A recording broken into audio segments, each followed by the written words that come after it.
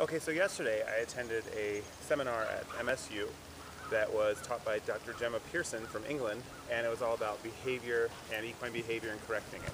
And one of the things that she started with was, she talked about operant conditioning and shaping and different kinds of things. I'll break that up more in my blog. But one thing was the go command, or the kind of move and go and back, the give pressure on what she called the head collar or the halter. So I'm going to do it with each of my horses today. This is something you can do obviously when the weather's bad. Practice it, but your horse should really, this will help you from what she shared, and a lot of it was good reinforcement of things I'm already doing. She talked about the importance of having your horse be able to stand quietly, like right now we're not, right? Dov's a little bit nervous. We're in a new spot. I picked that intentionally to hopefully get a little bit of a different reaction. There's activity going on, dogs running around. But we're going to start by using a dressage whip, and I want her to work off of that to go backward first, because she made it very important, very clearly important that they should be able to go hoe and back before you work with go. Because if you work with go and you don't have hoe and back, you'll never have anything else. So Dove, who's usually the danciest of the three, is the reason I picked her, because she's usually the danciest. Under saddle, she's a lot different, but in hand, she tends to be dancing. Not dangerous, run, blow up, but kind of just looky. So we're going to start with that. So the first step, really, let me see if I can turn around. Good girl. Oh, the first step is to make sure that they're not fearful of the whip. So, you know, a lot of this was just touching her, making sure that this isn't going to give her a crazy blow-up reaction. I want to rub her with it. One of the other big rewards that Dr. Pearson showed was scratching at the base of the withers, right at the neck, as actually a better reward than patting. This is not as good, and I do this a lot. But the first thing we're going to do is I'm going to stand facing her. Let me see if I make sure I'm in frame. And the reason I'm facing her is so that I can clearly watch her front legs. Now, we do have some snow buildup. Let me see if I can get this out. Here, big girl.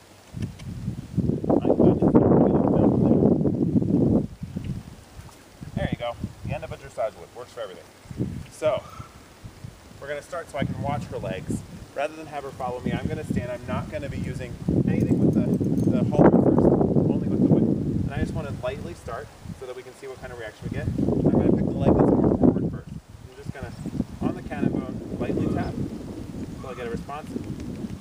There we go. Good girl. And then I stop. So that's negative reinforcement, is taking the annoying thing away, basically. And now I'm going to ask the next leg. And she's got it, okay? So we're going to just end up doing that. I'm going to take that leg again.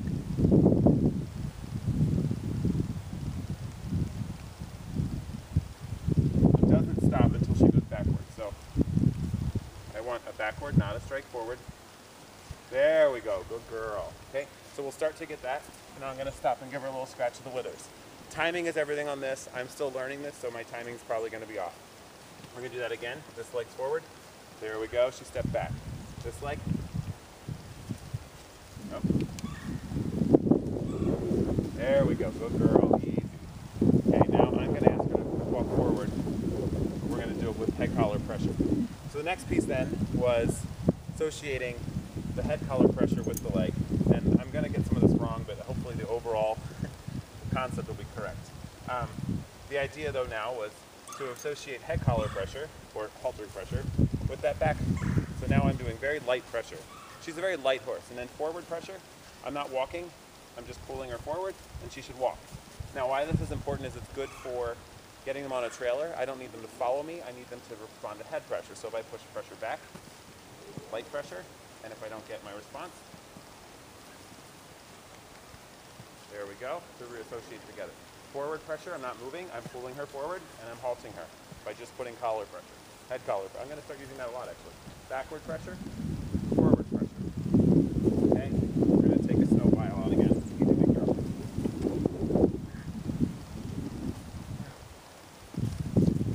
Okay, so from there, the part that she found was really important was teaching the horse so that they're not following you all the time, because sometimes you need them to stand still and quietly, is to be able to walk away from them and see what their tolerance is. So for her, I'm going to see how far I can back away before, and then I need the whip is what I should have in my hand to use backwards. So again, I'm kind of learning at the same time as us. So I'm going to come back here to where I was, And now I'm going to back away slowly. And I want her to stand quietly. And this is no different than when I do ground tying inside.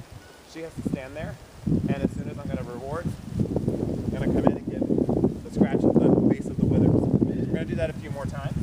Backing away. She should stand. I want to set her up for success, so I don't want to make it too long. And reward. Good job. I'm going to back away again. Oh. There we go. Now I'm going to stand and reward. Okay, now I want to move around more. I'm going to come out. Maybe we found this is about our tolerance level. I'm going to move this way. I'm going to move this way. I'm going to move out. And I'm going to come in for reward. Now I want her to walk forward. Schooling, that's all I did. You notice I didn't move my body. I pulled her to me. Now I'm going to step away without head collar pressure, without halter pressure. And I'm going to come back in. And we're going to back. Light pressure. Notice I didn't move. Now I'm following with her. Just the halt for her. Okay, so hopefully this gets the basic mindset. I want to be able to get to the point that I can walk away. There's no head collar pressure. She's not following me. I'm moving. She's not following me. Oh. Good girl. There we go. Oh. And one thing that Dr. Pearson did next was move way more quickly. She started to kind of jog away. She also started to walk in the direction.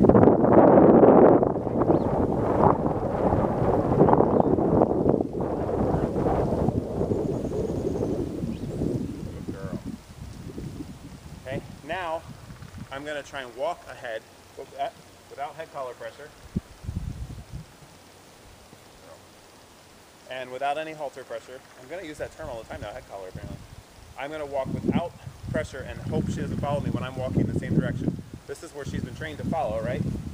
Good job. I'm going to come back quickly. We got that one, right?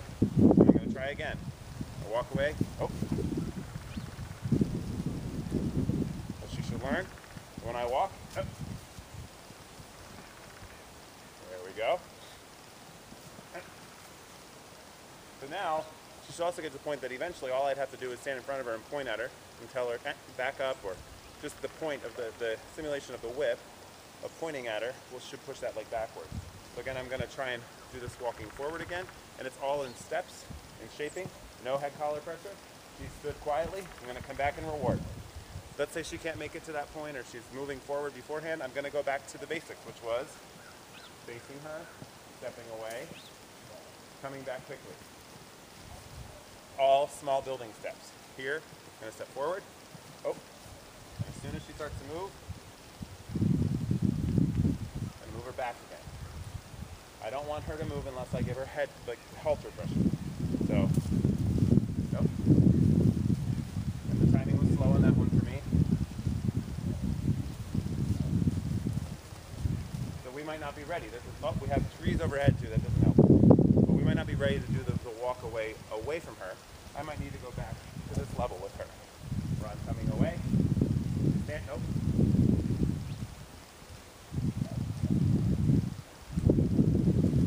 I want her to stand there. And I'm going to come back and reward. Okay, we're going to do this a little bit longer, but I'm going to bring one of the other horses out.